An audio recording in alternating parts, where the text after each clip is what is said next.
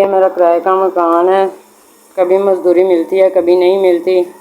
छोटे छोटे मेरे बच्चे हैं, ये सुबह को मदरसे जाते हैं, शाम को मेरे पास है।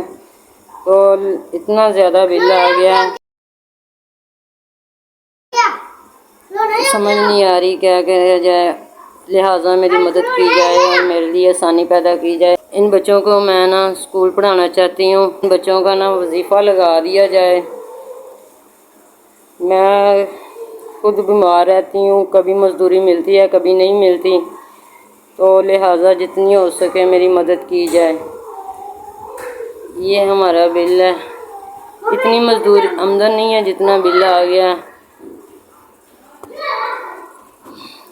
ज़्यादा कुछ इस्तेमाल भी नहीं करती, फिर भी इतना ज़्यादा बिल है। ना तो मेरे पास कोई टीवी है, मशीन है, वॉशिंग मशीन है, या कोई इस्त्री वगैरह कोई चीज़ भी इस्तेमाल में नहीं है। सिर्फ मेरे पास ये छत वाला पंखा और एक ये लाइट है।